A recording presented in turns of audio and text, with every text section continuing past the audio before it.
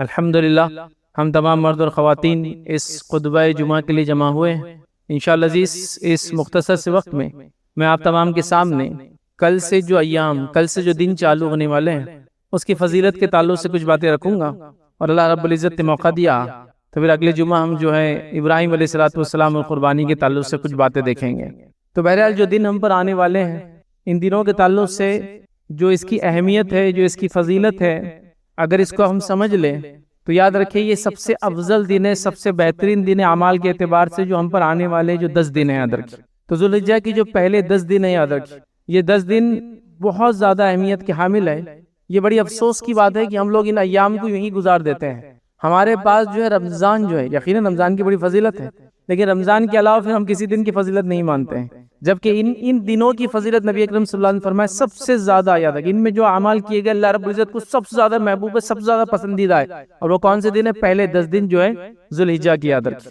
یقیناً راتوں کے اعتبار سے رمضان کی راتیں شب قدر افضل ہے یاد رکھیں، لیکن دن کے اعتبار سے یہ دن سب سے افضل ہے۔ تو بہرحال وہ دن آنے والے ہیں، ہمیں چاہیے کہ ان دنوں کے اعتبار سے ہم اپنے آپ کو تیار کریں۔ تو آئیے مختصر سے وہ اعمال جو ان 10 دنوں میں ہمیں کرنا ہے وہ آج میں آپ کے سامنے رکھوں گا، تاکہ جب یہ دن چالو ہو جائے تو ہم ان چیزوں کو اپنا روٹین، اپنا معمول بنا لیں۔ تو سب سے پہلی چیز یاد رکھیں، ذوالحجہ کی جو فضیلت ہے وہ فضیلت میں سب سے بڑی اور سب سے اہم فضیلت یہ ہے کہ ذوالحجہ کا مہینہ یاد رکھیے حرمت والے مہینے میں سے ایک مہینہ ہے۔ حرمت والے مہینے یاد رکھیے ان کی تعداد 4 ہے یاد رکھیے، 3 تو ایک ساتھ آتے ہیں، کنٹینیوسلی ایک کے بعد آتے ہیں۔ ذوالقعدہ جو گزر رہا ہے آج آخری دن ہو سکتا ہے، ذوالحجہ اور محرم یاد رکھیے 3 ایک ساتھ آتے ہیں، اور رجب کا ایک مہینہ یاد رکھیے وہ بیچ میں آتا ہے یاد رکھیے۔ تو ایسے 4 حرمت والے مہینے ہیں جو 3 پے در پہ ایک کے بعد ایک آتے ہیں، اور ایک بیچ میں آتا ہے یاد رکھیے، وہ ہے رجب کا مہینہ۔ اور مشرکین مکہ چونکہ لوٹ مار وغیرہ آس پاس کے علاقوں میں عرب زیادہ کرتے تھے، تو وہ لوگ 3 مہینوں کو حرمت والے ایک ساتھ نہیں مناتے تھے، تو وہ کہتے تھے کہ محرم کا مہینہ یہ بار سفر کے بعد آئیں گا، وہ اس کو چینج کرتے رہتے مہینے کو، مطلب کسی سال 2 ذوالحجہ اور ذوالقعدہ اور ذوالحجہ ایک ساتھ آتے اور کہتے ابھی سفر ہے اس کے بعد کا مہینہ، وہ چینج کرتے تھے مہینوں کے، تاکہ 3 مہینے اگر ایک ساتھ حرمت والے آئیں گے تو لوٹ مار وہ نہیں کر سکیں گے۔ ٹھیک ہے، نبی اکرم صلی اللہ علیہ وسلم نے کہا کہ اب زمانہ گھوم گھام کر اس کے اصلی وقت پہ آ چکا ہے، چونکہ جس سال نبی اکرم صلی اللہ علیہ وسلم نے حج کیا اس سال یہ سب سے معاملہ صحیح تھا، اور 3 مہینے ایک کے بعد ایک عرب کاؤنٹ کر رہے تھے یاد رکھیں۔ تو بہرحال ذوالحجہ یاد رکھیے حرمت والا مہینہ ہے۔ اب حرمت والے مہینے کی خصوصیت کیا کرنا ہے اس میں اور کیا چیز نہیں کرنا ہے، تو حرمت والے مہینے میں یاد رکھیے ہم کو گناہ اور معصیت سے بچنا ہے۔ اب کوئی یہ سوال کر سکتا ہے کہ دوسرے مہینوں میں کیا بچنا نہیں، تو ویسا نہیں یاد ہے کہ دوسرے مہینوں میں بھی بچنا ہے، ان مہینوں میں زیادہ بچنا ہے یاد رکھیں، ٹھیک، اور ان مہینوں کے اندر نیکی میں اضافہ کرنا ہے، نیکی میں زیادتی کرنا ہے اور آگے بڑھنا ہے یاد رکھیں۔ تو حرمت والے مہینے یاد رکھیے ان کا بڑا احترام ہے، گناہوں سے بچنا ہے، نیکیوں میں اضافہ کرنا ہے اور آگے بڑھنا ہے یاد رکھیں۔ لیکن افسوس کی بات یہ ہے کہ حرمت والے مہینے کب آتے ہیں اور کب چلے جاتے ہیں اکثر ہم کو پتہ بھی نہیں چلتا ہے، کیونکہ اسلامی تاریخ یا وہ کیلنڈرز جنرلی یہ چلتے نہیں ہیں، بہت مشکل سے کوئی اردو نیوز پیپر ہو تو اس میں ہی وہ تاریخ آتی ہے اگر آپ کو عربی ڈیٹ دیکھنا ہے، کیونکہ ہمارے جو ایپس وغیرہ ہوتے ہیں وہ بھی ایڈجسٹ کرنا پڑتے ہیں، کیونکہ وہ چینج ہو جاتا ہے نا، ایک دن کم ہوتا جاتا ہے ہر مہینے، بہت مشکل ہوتا ہے یاد رکھیں۔ تو لہٰذا ہم تو یاد بھی نہیں رکھ پاتے، لیکن یاد رکھیں ان مہینوں کو، 3 مہینے تو بہت آسان ہے ایک ساتھ آتے ہیں، اور ایک مہینہ رجب کا ہے اس کو یاد رکھیے۔ تو یہ حرمت والے مہینے نیکی کرنا ہے، گناہوں سے بچنا ہے۔ دوسرا کام ان 10 دنوں میں خاص طور سے، حرمت والا مہینہ تو مکمل ہوا، لیکن ان خاص 10 دنوں کے اندر جو عمل کرنا ہے یاد رکھیے، اس کے تعلق سے چند باتیں آپ کے سامنے رکھتا ہوں۔ پہلی چیز یہ مسند احمد کی روایت ہے، نبی اکرم صلی اللہ علیہ وسلم فرماتے کہتے ہیں ان 10 دنوں سے بڑھ کر کوئی دن ایسا نہیں جس میں کیا گیا عمل اللہ تعالیٰ کے یہاں زیادہ عظیم اور زیادہ محبوب ہو۔ مطلب ان 10 دنوں میں کیے گئے اعمال اللہ کے نزدیک سب سے عظیم ہے اور سب سے محبوب ہے یاد رکھیں۔ کوئی دنوں میں مطلب اس کے علاوہ کسی دن میں کیا گیا عمل اللہ کے نزدیک اتنا عظیم اور محبوب نہیں ہے جتنا ان 10 دنوں میں۔ ایک تو حرمت والا مہینہ ہے، پھر اس میں ان 10 دنوں کی مخصوص خصوصیت ہے کہ اللہ تعالیٰ کو ان 10 دنوں میں کیے گئے اعمال سب سے زیادہ عظمت رکھتے ہیں، سب سے زیادہ عظیم ہے، اور سب سے زیادہ اللہ ان اعمال کو ہی پسند کرتا ہے یاد رکھیں۔ تو لہٰذا دوسری بات پتہ چلی حرمت والے مہینے کے بعد ان ایام میں، ان پہلے 10 دنوں میں، یہ جو پہلا عشرہ ہے یاد رکھیے، 10 دنوں کو یاد رکھیے عشرہ کہہ رہے ہیں ہم، تو 10 دن جو یاد رکھیے اس میں اللہ تعالیٰ کو سب سے زیادہ پسند ہے عمل جو بھی بندہ کرتا ہے یاد رکھیے۔ روایت کے اندر نبی اکرم صلی اللہ علیہ وسلم سے سوال ہوا کیا جہاد فی سبیل اللہ بھی نہیں؟ جو آپ یہ کہہ رہے ہیں کہ سب سے زیادہ اللہ کو ان دنوں میں کیے گئے اعمال پسند ہے، تو کیا جہاد فی سبیل اللہ بھی نہیں؟ مطلب سب سے زیادہ ان دنوں میں عمل پسند ہے جہاد سے بھی زیادہ؟ تو نبی اکرم صلی اللہ علیہ وسلم فرمایا ہاں جہاد سے بھی زیادہ سوائے اس مجاہد کے جو اپنے جان اور مال کے ساتھ میدان جہاد میں جائے اور واپس لوٹ کے نہ آئے، اس کا عمل ہی پھر اس سے زیادہ افضل ہے۔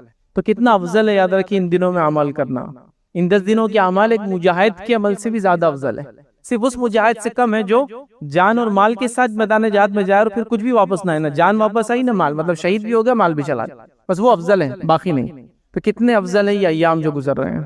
اب کتنی افسوس کی بات ہے ان ایام کو ہم یوں ہی چھوڑ دیتے ہیں، مطلب اس میں اعمال کرنا تو دور، ہم کو پتہ بھی نہیں چلتا کب آئے کب چلے گئے، کیونکہ وہ عید کی تیاریاں ہیں، تھوڑا بہت جو جانور وغیرہ لاتے ہیں، پھر کبھی کبھار آج کل تو وہ ٹرینڈ نہیں ہے کہ اس عید میں خرید یا لوگ شاپنگ وغیرہ زیادہ کرتے ہیں، بہرحال بس وہ کھانے پینے اور اس چیز کے اندر، یا پھر عید کے بعد سے جو پلاننگ ہوتی ہے جانور کے ذبح ہونے کے بعد، وہ کباب کیسے بنیں گے، فلاں کیسا ہوگا، اس میں بس ٹائم ویسٹ ہو رہا ہے۔ جیسے رمضان کا مہینہ گھومنے پھرنے، کھانے پینے، شاپنگ، خرید و فروخت میں جا رہا ہے، بیچنے اور گھروں کو تیار کرنے میں، رنگ روغن کرنے میں جا رہا ہے، یہ مہینہ یہ 10 دن بھی ایسے ہی گزر جاتے ہیں، ان کو تو پتہ بھی نہیں چلتا، گزر بھی جاتے ہیں، عید آ بھی جاتی ہے اور معاملہ ختم ہو جاتا ہے ادھر۔ تو لہٰذا ان ایام میں اللہ تعالیٰ کو کیے گئے اعمال سب سے زیادہ عظمت رکھتے ہیں، سب سے زیادہ محبوب ہیں، لہٰذا آپ پلاننگ کر لیجئے کہ اب ان ایام میں ہم کیا کیا کریں گے، یاد رکھیے بڑے اہم ہیں۔ اچھا، ان دنوں میں کیے گئے اعمال سب سے محبوب کیوں ہیں؟ اس کے تعلق سے علامہ ابن کثیر رحمہ اللہ لکھتے ہیں، بہت بہترین قول ہے، یاد رکھیے، وہ کہتے ہیں کہ یہ وہ ایام ہیں جن کے اندر 5 عبادتیں مل جاتی ہیں، اور ان دنوں کے علاوہ یہ 5 عبادتیں سال میں کبھی نہیں ملتی ہے۔ کون کون سی عبادت؟ توحید ہے، ہر بار ظاہر سی بات ہے اس پہ تو ہم کو قائم رہنا ہے، نماز ہے ہر روز یہ تو پڑھنا ہی ہم کو یاد رکھیے، روزہ ہے یاد رکھیے رمضان میں رکھنا ہے، ٹھیک ہے، زکوٰۃ ہے یاد رکھیے سال میں ایک بار دینا ہے، اور حج ہوتا ہے، 5 ہے نا، تو 4 عبادت تو ایک ساتھ کبھی نہ کبھی ہو سکتی ہے، حج نہیں آتا ہے ہر بار یاد رکھ۔ تو وہ کہتے ہیں 5 چیزیں ان ایام میں مل جاتی ہے، چونکہ یہ حج کے ایام ہے نا، تو 5 چیزیں مل گئی۔ آپ نماز پڑھ رہے فرضی پڑھ سکتے، نفل پڑھ رہے، روزے نفل رکھ سکتے تو روزہ بھی مل گیا، زکوٰۃ نہیں تو آپ صدقہ دے سکتے، نفل تو خرچ کرنے کا معاملہ بھی ہو گیا، اور حج بھی اس میں آتا ہے، یاد رکھیے۔ چونکہ 5 عبادتیں اس میں مل جاتی ہے، اس لیے اللہ رب العزت نے ان ایام کو سب سے افضل قرار دیا ہے، جس کو اس میں حج بھی آ رہا ہے، یاد رکھیے، تو بڑی اہم بات ہے، یاد رکھیے۔ تو لہٰذا ان 10 دنوں کو ہم کو بہت پلان کر کے منانا ہے، یاد رکھیے۔ کچھ باتیں تو رسول اللہ صلی اللہ علیہ وسلم سے ملتی ہے اور کچھ باتیں عام رہیں گی، دونوں باتیں ہم دیکھیں گے انشاءاللہ، ٹھیک ہے۔ تو لہٰذا ہم کو ان ایام کو منانا ہے۔ اسی طرح ایک اور روایت کے اندر یہ الفاظ ہے جو مسند احمد کی روایت ہے، آپ نے فرمایا ان دنوں میں تم تحلیل کیا کرو، تحلیل لا الہ الا اللہ کہا کرو، اور پھر اسی حدیث میں آگے فرمایا اور ان دنوں میں تم تکبیر کہا کرو، تکبیر مطلب اللہ اکبر کہا کرو، اور ان دنوں کے اندر تم جو ہے تحمید کیا کرو، مطلب الحمدللہ کہا کرو۔ وہ مسند احمد کی روایت میں یہ الفاظ بھی ہے۔ تو 3 اذکار بھی بتا دیے جو ان ایام میں زیادہ کرنا ہے، لا الہ الا اللہ کہنا ہے، اللہ اکبر کہنا ہے، اور الحمدللہ کہنا ہے۔ دوسرے حدیث میں اور بھی الفاظ آتے ہیں، بہرحال تکبیرات اور وغیرہ وغیرہ سب آپ لوگ جانتے ہیں، انشاءاللہ موقع رہا تو دیکھیں گے۔ تو بہرحال خاص طور سے یہ 3 الفاظ تو یہاں آ رہے ہیں، 3 اذکار تو آ رہے ہیں۔ تو ہمیں ان 10 دنوں میں یہ بات تو پتہ چلی کہ کثرت سے اللہ کا ذکر کرنا ہے، مخصوص ذکر کے علاوہ بھی جو عمومی ذکر ہے، دعائیں ہیں وغیرہ، وہ بھی کرتے رہنا ہے۔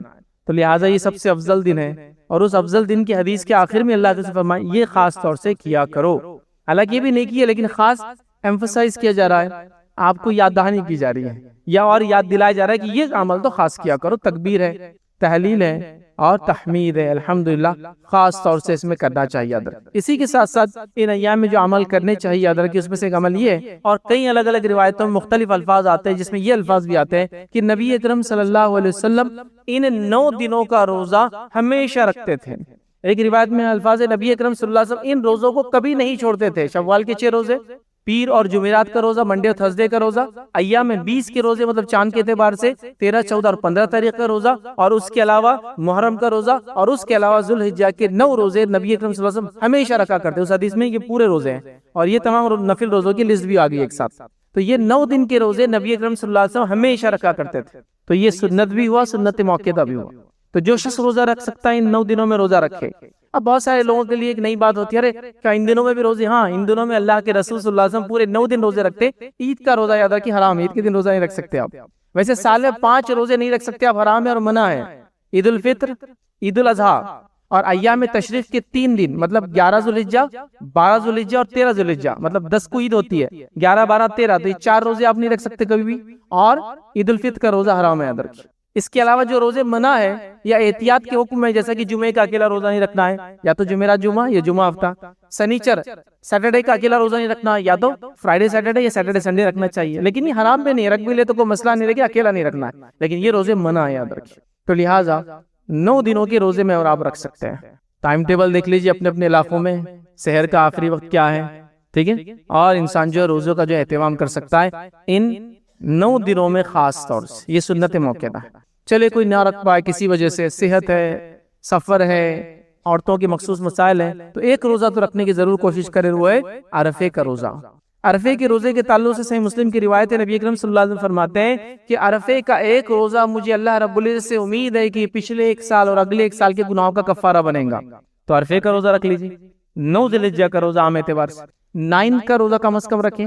9 کے روزے کی فضیلت یہ ہے کہ آپ صلی اللہ علیہ وسلم فرماتے ہیں مجھے اللہ کی ذات سے امید ہے کہ یہ پچھلے 1 سال اور اگلے 1 سال کے گناہوں کا کفارہ بنے گا۔ اور یاد رکھیں نوافل پہ جو گناہ کے کفارے کی بات آتی ہے یہ صغائر کے تعلق سے آتا ہے، کبیرہ کے لیے توبہ کنڈیشن ہوتی ہے، ہمیشہ کے لیے، وہ کبیرہ گناہ کے لیے توبہ کنڈیشن ہی، صغائر نماز، نفل روزہ، وضو کرنے سے، ہے نا، نیکی کرنے سے اچھائی وہ معاف ہوتے رہتے ہیں، تو اس میں یہ بھی ہوتا ہے۔ تو 1 سال کے پچھلے گزر چکا اور 1 سال کے اگلے، ایک روزہ 2 سال کے گناہوں کا کفارہ ہے، اور محرم کا جو ایک روزہ ہے وہ 2 روزے ہے، وہ 1 سال کے گناہ کا کفارہ ہے، 9 10، اور اگر 9 10 محرم کا نہ رکھ سکے آپ تو 10 11، اور اس کی فضیلت وہ 1 سال کے پچھلے 5 گناہوں کا کفارہ ہے، لیکن یہ ایک روزہ 2 سال کے گناہوں کا کفارہ ہے۔ تو 9 روزے رکھیے، آپ نہیں رکھ سکتے آپ کوئی مسئلہ نہیں، تو یوم عرفہ کا کوشش کرے کہ آپ روزہ رکھیں، ٹھیک ہے، اور اس کو پانے کی کوشش کرے، یاد رکھیں۔ اسی طرح یاد رکھیے ان 10 دنوں کے اندر جو ایک عمل خاص آپ کو کرنا ہے، جو عمل خاص بتائے جا رہے ہیں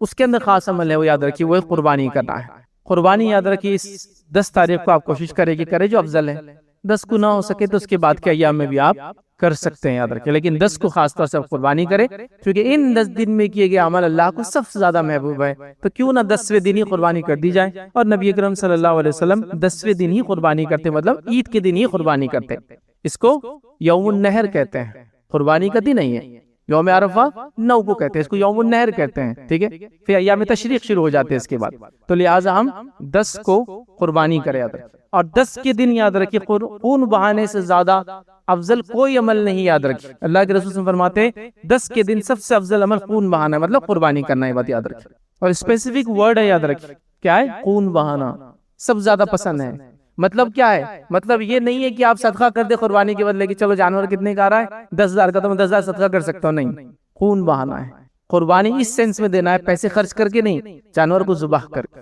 لیکن اس کے بارے میں قرآن نے بھی بات بیان کر دی جو خطبے کے سٹارٹ میں نے آپ کے سامنے پڑھی تھی، اور اللہ نے فرمایا لن ینال اللہ لحومها ولا دماؤها ولکن ینالہ التقوی منکم، نہیں پہنچتا ہے اللہ کے پاس جانوروں کا خون اور گوشت، ان کا نہ لحومها ولا دماؤها، نہ ان کا گوشت پہنچتا ہے اللہ کے پاس، نہ خون پہنچتا ہے، ولکن ینالہ التقوی منکم، لیکن اللہ کے پاس جو چیز پہنچتی ہے وہ تمہارا تقوی ہے، جو تم نے جس نیت سے قربانی کی وہ اللہ کے پاس پہنچتا ہے، خون اور گوشت نہیں پہنچتا۔ تو اللہ رب العزت نے جو قربانی کو حکم دیا وہ کوئی اس سینس میں نہیں ہے کہ اللہ کو خون پسند ہے، وہ تو پہنچتا بھی نہیں اللہ تعالیٰ کو، وہ انٹینشن ہے، وہ نیت اس سے قربانی کی، وہ واقعہ ہے جس کی وجہ سے قربانی کی، وہ سنت نبی نے جو بتائی اس کی وجہ سے قربانی کی، اور قربانی کا ایک جذبہ اس قربانی نے ہمارے اندر جگایا، پھر اس جذبے کے بعد ہم نے جو قربانی کی لوگوں میں تقسیم کیا، غریبوں میں بانٹا، لوگوں نے کھایا اور پیا، سال کے کم از کم 2-4 دن تو لوگ جو ہے کھائے اور پیے اور اچھے سے رہے، تو اس کا پورے سماج کو بھی فائدہ ہوا۔ تو اللہ کو نہیں ہوتا کچھ فائدہ اس قربانی کا، عید کا، مطلب اللہ ویسا معبود نہیں جس کو خون بہانے میں خوشی ہوتی ہے، وہ خون بہا کے اس سے کچھ فائدہ ہوتا ہے، وہ تمہارے لیے، اللہ کو نہیں پہنچتا کچھ، نیت پہنچتی ہے اللہ کو سب۔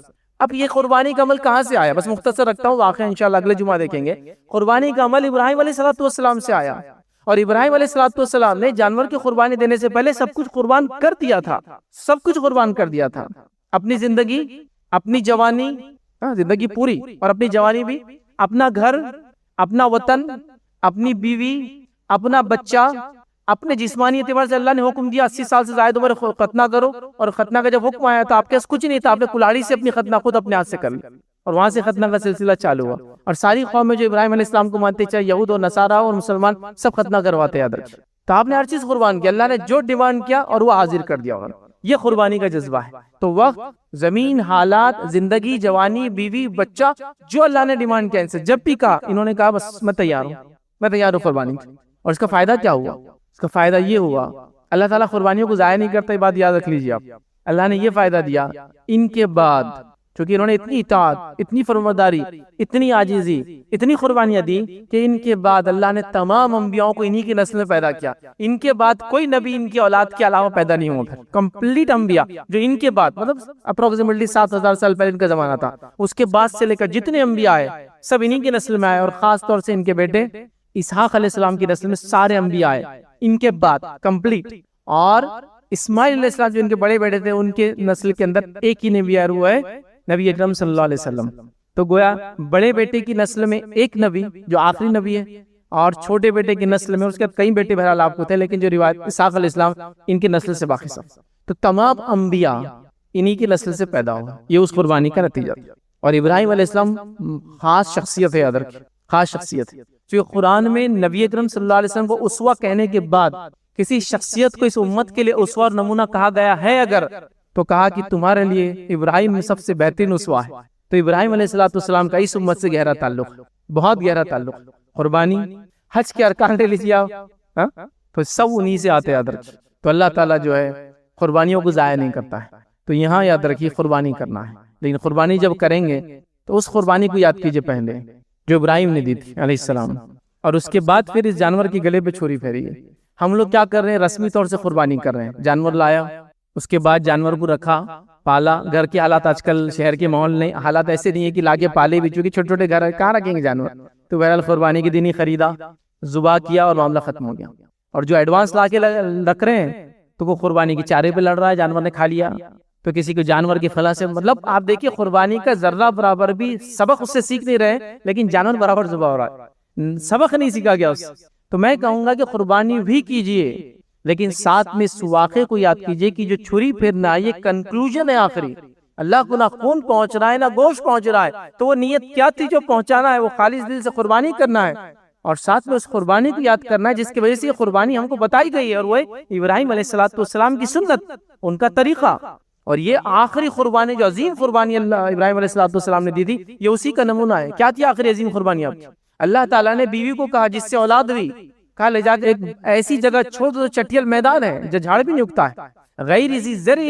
یہ دعا ہے ابراہیم علیہ السلام نے جب کی تھی کہ اللہ میں اپنی اولاد کو چھوڑو ایسی جگہ جہاں کچھ زرع نہیں ہوتی، اگتا نہیں ہے کچھ، وہاں چھوڑ دو. چھوڑ دیا، کوئی نہیں وہاں، دودھ پیتا بچہ اور بیوی.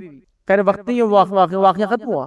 اب بچہ چلنے پھرنے کی عمر ہوا، بچہ سمجھداری کی عمر کو ہوا، بچہ ایسی عمر ہوا کہ جب اس سے کوئی سوال کیا ہے تو جواب دے سکتا ہے. جو بھی عمر رہی ہوں گی 6 7 8 جو بھی سال، اس عمر میں ہوتا اللہ نے پھر جاؤ اس کو قربان کر دو.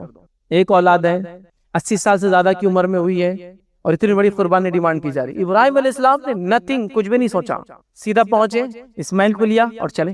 جب لے کر چلے تو راستے میں کہتے ہیں اپنے بیٹے سے بات کرے، چونکہ بیٹا اس عمر میں تھا کہ بات چیت کی جائے، سمجھدار تھا، جواب دے سکتا تھا. کہا کہ میرے بیٹے میں خواب دیکھتا ہوں، اور خواب میں کیا دیکھتا ہوں؟ انی اذبحک، کہ میں تجھے ذبح کر رہا ہوں، فانظر ماذا تری، اب تو بول کیا کروں میں تیرے ساتھ. یہ میں نے خواب دیکھا اور میں اس میں دیکھ رہا ہوں میں تجھے ذبح کر رہا ہوں. اب بیٹا جانتا تھا باپ نبی ہے، والدہ کی تربیت تھی یاد رکھیے، چونکہ ابھی ابراہیم علیہ السلام گھر نہیں رہتے تھے، وہ کہیں اور تھے، بیوی بچے کہیں اور تھے، لیکن یہ ماں کی تربیت. بیٹا کیا جواب دیتا ہے؟ یا ابتی تفعل ما تؤمر، اے میرے والد جو آپ کو حکم ہو رہا ہے کر گزریے، ستجدونی انشاءاللہ من الصابرین، آپ انشاءاللہ مجھے صبر کرنے والوں پاؤں گے، کر دیجیے مجھے قربان. لاسٹ پیک قربانی، بیٹے کو لے کے چلے گئے، لٹا دیا اور ذبح کرنے کو تے آواز آئی کہ ابراہیم تم نے اپنا خواب سچ کر دکھایا. خواب میں دکھایا گیا تھا، اور نبی کے خواب سچے ہوتے ہیں، خواب سچ کر دکھایا، اور اس کو اللہ تعالیٰ نے وَفَدَيْنَاهُ بِذِبْحٍ عَظِيمٍ، اللہ نے اس کو چینج کر دیا دوسرے ذبیحہ سے. جو بھی دمبا بکرا آ گیا تھا اس کو ذبح کر دیا. اگر وہاں سے اللہ رب العزت نے اس عمل کو آنے والے لوگوں کے لیے باقی رکھ دیا، کیونکہ ابراہیم نے الٹیمیٹ قربانی دے دی تھی، اب اس سے زیادہ کچھ نہیں ہو سکتا تھا. اللہ کو انسانی قربانی نہیں چاہیے تھی، یہ ابراہیم کا ٹیسٹ تھا، یہ ان کی آزمائش اور امتحان تھا جس میں وہ کامیاب ہوں گے. تو دیکھیے قیامت تک اس عمل کو ہم دہرا رہے. تو میں کہہ رہا ہوں قربانی کیجیے جانور کی، ساتھ میں ابراہیم کو یاد رکھتے ہوئے کیجیے وہ ساری قربانیاں، وقت، ملک، گھر، بیوی، بچہ، سب کچھ قربان ہے نا. وہ پورا لسٹ کہاں سے شروع ہو رہی ہے آپ کو؟ جب سے آپ نے اللہ نے آسمان و زمین کی آپ کو دکھائی ملکیت، وہاں سے شروع ہوا آپ کا.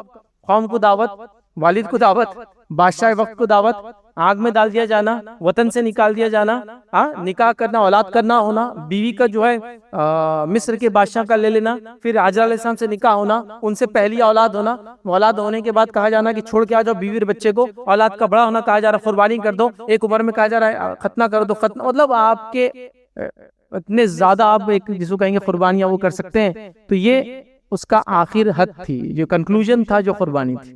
تو اللہ کے لیے صرف قربانی مت کیجیے، اس جذبے کو یاد رکھتے ہوئے کہ اللہ میں ریڈی ہوں، میں تیار ہوں تیری راہ میں ہر چیز قربان کرنے کے لیے، جیسا تیرے خلیل، تیرے دوست ابراہیم علیہ السلام نے. ابراہیم علیہ السلام کو کیا کہتے ہیں؟ خلیل الرحمن، اللہ کے دوست. خلیل جو ہوتا ہے یاد رکھیے انسان کا وہ دوست جو خاص دوست ہوتا ہے اس کو خلیل بولتے ہیں. اور یہ صرف ایک ہو سکتا ہے، دو نہیں ہوتے ہیں کبھی. اللہ کے رسول صلی اللہ علیہ وسلم فرماتے ہیں اے ابوبکر اگر میں اللہ کو اپنا خلیل نہ بناتا تو میرا خلیل ہوتا. پھر اس سے پتا چلا خلیل ایک ہی ہو سکتا ہے کوئی، کہ اللہ کو اگر میں خلیل نہیں بناتا اپنا خاص دوست تو ہی میرا دوست ہوتا. تو خلیل الرحمن کہا جاتا ہے. ابراہیم خلیل اللہ بھی بولتے ہیں نا، اس وجہ سے بولتے ہیں یہ اللہ کے دوست تھے. اور ایسے دوست جو ایک ہی ہوتا ہے پھر انسان کو دوسرا نہیں ہو سکتا. ویسے باقی کئی دوست ہو سکتے ہیں لیکن یہ خاص ہوتا ہے، رازدار، جس کی ہر بات کو آپ مانتے ہیں، وہ آپ کی بات کو مانتا ہے، قربانی کے لیے ریڈی، وہ ہوتا ہے خلیل. تو بہرحال ابراہیم علیہ السلام کو کئی لقب ملے، خلیل اللہ ہے، خلیل الرحمن ہے. اسی طرح ان کا ایک لقب ابو الانبیاء، انبیاءوں کے باپ ہے وہ، چونکہ ان کے بعد سارے انبیاء ان کے نسل میں آئے. تو لہٰذا بہرحال قربانی کیجیے اور قربانی ہی کیجیے. پیسے کی بات مت کیجیے، صدقہ کرنا وہ الگ سے کیجیے جو کرنا. خرم بہانا یہ الگ عمل ہے، یہ چھوڑا نہیں جا سکتا، چونکہ حالات ایسے گزر رہے ہیں. لوگ آپ کو کہہ رہے بھائی یہ کیا خون بہانے کا تہوار تمہارا، وہ سب باتیں آپ چھوڑ دیجیے.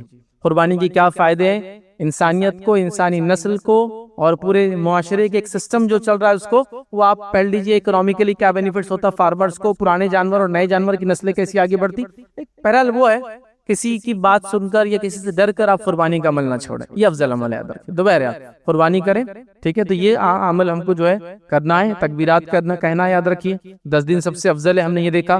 ہم کو روزہ رکھنا یاد رکھیے، اس کے بعد ہم کو جو ہے قربانی کرنا یاد رکھیے. اور قربانی کے ساتھ ساتھ ایک عمل خاص آپ یاد رکھیے، جو شخص قربانی کا ارادہ کرے، جو بھی شخص قربانی کرنے کا ارادہ رکھ رہا ہے وہ یہ کام نہ کرے، یہ کام نہیں کرنا آپ. نبی کریم صلی اللہ علیہ وسلم فرماتے ہیں، صحیح مسلم کی روایت ہے، جو شخص قربانی کا ارادہ رکھے تو وہ قربانی 1 ذی الحجہ سے لے کر، مطلب اس کا چاند دیکھنے سے لے کر، اب آج اگر چاند دکھتا ہے تو آج سے، کل دکھتا ہے تو کل سے، چاند دکھنے سے لے کر اپنی قربانی ہونے تک اپنے بال اور ناخن نہ کاٹے. تو اگر آپ قربانی کا ارادہ رکھ رہے ہیں، ٹھیک ہے، آج پیسے نہیں بھی ہے لیکن ارادہ ہے، حدیث میں ارادے کا لفظ ہے، کر رہا ہے نہیں، تو ہو سکتا ہے 9 تک اللہ حالات بنا دے، 10 کو بنا دے، 11 کو بنا دے، 12 کو بنا دے، حالات بن سکتے ہیں نا، ٹھیک ہے. تو ارادہ رکھے تو قربانی سے پہلے وہ اپنے بال اور ناخن نہ کاٹے. اگر غلطی سے کسی نے کاٹ لیا تو بہرحال وہیں چھوڑ دے، آگے نہ کاٹے، پھر اس کو کر دے. اسی طرح علماء لکھتے ہیں انہی ایام میں قربانی اگر کرنے کا ارادہ ہے جہاں بال اور ناخن نہیں کاٹ رہے، ہو سکتا ہے اگر ضروری ہو تو کر سکتے ہیں، لیکن اگر ہو سکتا ہے تو کوئی سرجری، کوئی نشتر یا اپنے جسم کا کسی اعضاء کو بھی نہ نکالا جائے. تو ہم کہیں گے ختنہ نہ کروائے. آپریشن اگر ہے، اگر ٹالا جا سکتا ہے، کوئی ضروری نہیں ہے، چونکہ ضرورت کی چیز آپریشن آج ہے تو آج کرائیں گے، لیکن ٹال سکتے ہیں چیزوں کو تو ٹال دے، سمجھ رہے، تاکہ جسم پر نشتر نہ لگے، کوئی چیز کٹ نہ ہو. چونکہ بال اور ناخن کا حکم نہیں ہے تو جسم کاٹنے کا حکم بھی نہیں ہے. تو لہٰذا کپنگ کراتے لوگ تو نہ کرائیں ان دنوں کے اندر، ہجامہ. اسی طرح ختنہ وغیرہ بچوں کی نہ کرائے احتیاطاً، اس کے بعد کرائیں 10 دنوں کے. ٹالا جا سکتا ہے اگر ایسا کوئی آپریشن ہے جو کوئی مسئلہ نہیں، 10 دن کیا 10 مہینے بعد کراؤ آپ، ٹھیک ہے، نیڈ کوئی ابھی ضروری نہیں تو آپ ٹالے، ایمرجنسی میں سب کچھ ہو سکتا ہے. تو یہ سب چیزیں آپ نہ کریں اگر ارادہ رکھتے ہیں قربانی کرنے کی تو یاد رکھیں، ٹھیک ہے. اسی طرح یاد رکھیں ان دنوں کے اندر خاص اعمال جو تھے وہ رکھ دیا ہوں، جو لفظاً آئے کہ روزہ رکھتے 9 دن کا، یوم عرفہ کا روزہ رکھو، یا تکبیر کے اندر 3 تکبیرات اذکار کو زیادہ کرو، اور فلاں یہ چیزیں تو خاص آ گئی یاد رکھیں. اب عام باتیں جو ان دنوں میں کرنا ہے، چونکہ سب سے افضل دن آ رہے ہیں، سب سے افضل دن ہے یاد رکھیں. اللہ تعالیٰ کو ان میں کیے گئے اعمال سب سے عظمت رکھتے ہیں، سب سے عظیم ہے اور سب سے زیادہ محبوب ہے. تو لہٰذا اب ان میں دیگر کیا عمل کریں گے، تو وہ جو کہا اور دیگر سب ایک ساتھ رکھنے کی کوشش کرتا ہوں. پہلے نوافل کا اہتمام کریں گے، خاص طور سے نفل نمازوں کا. فرض تو فرض ہے، وہ تو پڑھنا ہی ہے یار، لیکن نفل نمازوں کا اہتمام کیجیے آپ ان دنوں کے اندر زیادہ تر.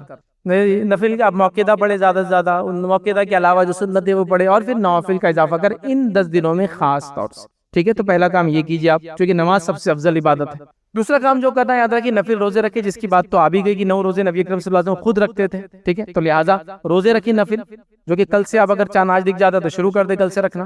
تو روزے کا اہتمام کرنے کی کوشش کرے، ظاہر سے اس کے لیے تیاری لگیں گی. جو بیمار ہے ان کو اپنے آپ کو تیار کرنا ہے، سحر کا انتظام کرنا ہے، مینٹل پریپریشن کرنا ہے، ہو سکتا ہے کچھ ٹائم ٹیبل آگے پیچھے کرنا پڑے صبح جلدی اٹھنے کی وجہ سے، بہرحال جو بھی آپ اس کا انتظام کریں تو نفل روزے رکھیے۔ تیسرا کام یاد رکھیے، صدقہ دیجیے۔ اگر کسی نے زکوٰۃ نہیں دی تو ان دنوں میں زکوٰۃ بھی دے دی، رمضان میں کچھ لوگ دیتے ہیں تو اس میں بھی دے سکتے ہیں آپ، لیکن صدقے کا خاص اہتمام کریں، اس لیے کہ صدقہ یاد رکھیے یہ نفل مالی عبادت، تو آپ صدقہ دیجیے۔ اردو میں سے خیرات بھی بولتے ہیں ہمارے پاس، خیرات میں خیر لانے والی چیز، ویسے صدقہ عربی کے اندر، تو صدقہ دیجیے۔ فرض صدقہ زکوٰۃ، نفل صدقہ صدقہ، تو فرض صدقہ زکوٰۃ ہوتا ہے یاد رکھیے، ٹھیک ہے، تو لہذا صدقہ ہے تو صدقہ دیجیے، تو نفل خرچ کیجیے ان 10 دنوں میں، بہت افضل یاد ہے۔ قربانی کا خرچ بھی انشاءاللہ اس میں انکلوڈ ہو جائے گا۔ اس کے علاوہ دیگر لوگوں پہ خرچ کیجیے، رشتہ داروں پہ خرچ کیجیے، مسکینوں پہ کیجیے، مسافروں پہ کیجیے، کھانا کھلائیے، جو کر سکتے ہیں آپ بہرحال سب کیجیے یاد رکھیے، تو صدقہ کیجیے یاد رکھیے، بڑی اہم چیز یاد رکھیے۔ صدقے سے ایک بات یاد رکھیے، مال کم نہیں ہوتا کبھی بھی، ہاں کیلکولیٹر بتاتا کم ہو گیا، لیکن برکت کے اعتبار سے بہت بہت بہت زیادہ بڑھ جاتا ہے یاد رکھیے، جو کہ ظاہر سی بات ہے برکت کو ٹینجیبل چیز نہیں، ماپنے والی چیز نہیں کہ ماپی ہو تو برکت بڑی آ جاتی ہے، وہ محسوس کی جا سکتی ہے، وہ کبھی کبھار گنی بھی جا سکتی ہے، لیکن ہر بار ماپی نہیں جا سکتی، برکتیں آتی ہیں۔ خرچ کیجیے صدقہ۔ تیسرا چوتھا کام تلاوت قرآن، کثرت سے تلاوت کیجیے قرآن کی، کیونکہ ذکر میں سب سے افضل ذکر قرآن ہی ہے نا، اللہ کے ذکر میں سب سے افضل ذکر قرآن ہے، تو لہذا قرآن کی تلاوت کثرت سے تلاوت کیجیے، ٹھیک ہے، زیادہ زیادہ پڑھنے کی کوشش کیجیے یاد رکھیے، دن اور رات اس کا اہتمام کریں۔ پانچواں کام جو کریں گے یاد رکھیے، دعاؤں کا اہتمام، خاص دعاؤں کا، کیونکہ سب سے افضل ایام ہے اور دعا عبادت ہے، ٹھیک ہے، تو دعا کیجیے، الدعاء هو العبادہ، وہ العبادہ، اللہ کے رسول نے فرمایا دعا وہ عبادت، تو دعا کیجیے کثرت سے، اپنے لیے کیجیے، دوسروں کے لیے کیجیے، اور دعاؤں کے لیے خاص بات بتاتا ہوں آپ کو، اگر اپنے لیے کوئی دعا قبول کروانا چاہتے ہیں تو اس کا سب سے بیسٹ فارمولا ہے دوسروں کے لیے وہی دعا کیجیے۔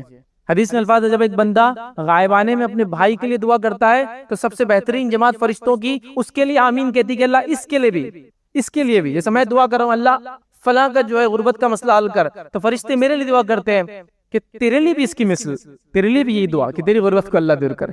تو کچھ علماء لکھتے ہیں کہ اگر تمہیں کوئی مسئلہ اپنا حل کرانا ہو اللہ تعالیٰ سے، سب سے بہترین طریقہ ہے جو اپنے لیے مانگنا ہو دوسروں کے لیے مانگو، تو سب سے بہترین جماعت تمہارے لیے وہ چیز مانگتی ہے جو تم دوسروں کے لیے مانگتے ہو۔ اللہ ان کے بچوں کا مسئلہ حل کر، فرشتے آپ کے لیے دعا کرے، اللہ اس کے لیے بھی اسی کی مثل، تیرے لیے بھی وہی، تو دیکھیے کتنی بہترین بات، تو دعائیں کیجیے، ٹھیک ہے۔ دعاؤں کی بعد توبہ اور استغفار کثرت سے، توبہ اور استغفار بھی دعا کی قسم ہے، لیکن یہ مخصوص دعا جو اپنے گناہوں کی معافی کے لیے انسان مانگتا ہے۔ توبہ کا معنی ہوتا ہے یاد رکھیے اپنی زندگی کو پلٹنا، مطلب گناہوں کے راستے سے پلٹ کے نیکی کی طرف آنا، اور استغفار کا معنی ہوتا ہے جو گناہ ہو چکے اس کی معافی کے لیے جو الفاظ اور کلمات ادا کرتے ہیں، اللہ میرے گناہوں کو معاف کر۔ توبہ استغفار ایک ساتھ استعمال ہوتا ہے لیکن اتنا فرق ہے اس میں، توبہ زندگی کو پلٹنا بدلنا، اور استغفار اپنے گناہوں کی معافی کرانا۔ اسی طرح حسن سلوک کیجیے، اچھا سلوک اور اچھا برتاؤ لوگوں کے ساتھ، انسانوں کے ساتھ، جانوروں کے ساتھ، ہر کسی کے ساتھ، یہ کر سکتے ہیں۔ صلہ رحمی کیجیے، رشتہ داروں پہ خرچ کیجیے، میں کہوں گا چونکہ صدقے کا تو رشتہ صلہ رحمی میں آ جائیں گا، صلہ رحمی کیجیے، لوگوں سے ملیے، ملاقاتیں کیجیے، خیریت لیجیے، مدد کی جو ہو سکتا ہے۔ صلہ رحمی رشتوں کو جوڑے رکھنا،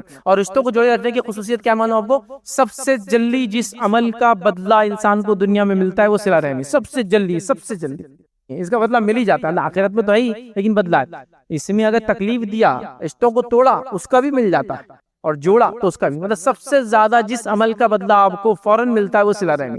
اور شاید اس سے پہلے میں نے بات رکھی تھی، ہمارے ایک جاننے والے انہوں نے مجھے ایک واقعہ خود کا سنایا کہ وہ بیمار ہو گئے، شدید بیماری، ایسی بیماری کی کہا کہ اب شاید علاج نہیں ہوگا، اللہ نے مال و دولت دے رکھی تھی، جیسی بیماری کا سنا علاج بعد میں شروع کیا، صلہ رحمی شروع کر دی، صدقات اور خیرات اپنے رشتہ داروں میں، ہر کسی کو مل کے صلہ رحمی، تحفے تھا، جو مالدار ان کو تحفے تحائف، جو غریب ہے ان کو پیسہ، وہ کہتے ہیں نکلے اور پیسہ خرچ کرنا شروع کر دیا، ہفتہ بھر یہی کرتے رہے، اور کہا 10ویں دن جب واپس ٹیسٹ کے لیے گیا تو رپورٹ